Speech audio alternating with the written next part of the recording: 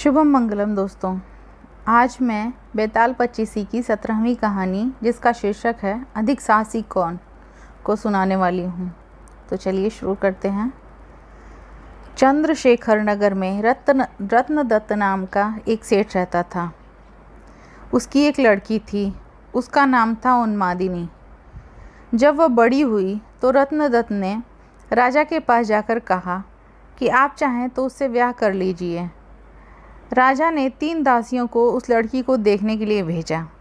उन्होंने उन्मादिनी को देखा तो उसके रूप पर मुग्ध हो गईं, लेकिन उन्होंने यह सोचकर कि राजा उसके वश में हो जाएगा, आकर कह दिया कि वह तो कुलक्षणी है। राजा ने सेठ को इनकार कर दिया। इसके बाद सेठ ने राजा के सेनापति बलभद्र से उसका विवाह कर दिया। वे दोनों अच्छी तरह रहने लगे।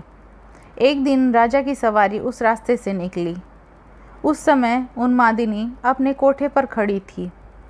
राजा की उस पर निगाह पड़ी तो वह उस पर मोहित हो गया।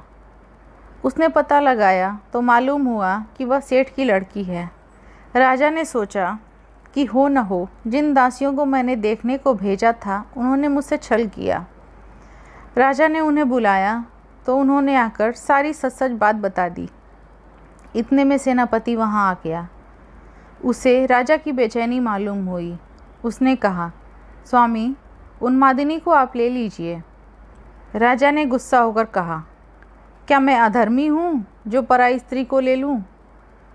राजा को इतनी व्याकुलता हुई कि वह कुछ दिन बाद मर गया।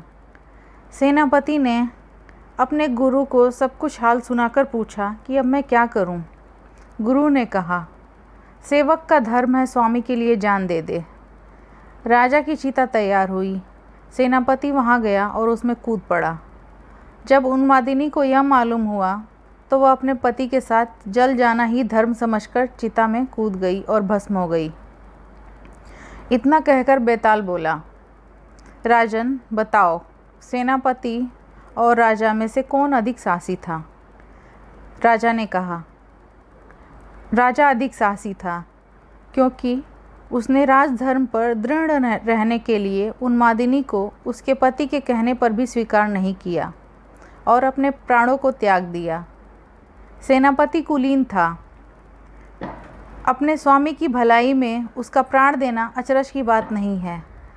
असली काम तो राजा ने किया कि प्राण छोड़कर भी अपना राजधर्म नहीं छोड़ा। राजा का यह उत्तर सुन बेताल फिर पेड़ पर जा लटका। राजा उसे पुनः पकड़ कर लाया और बेताल ने फिर से अगली कहानी सुनाना शुरू किया।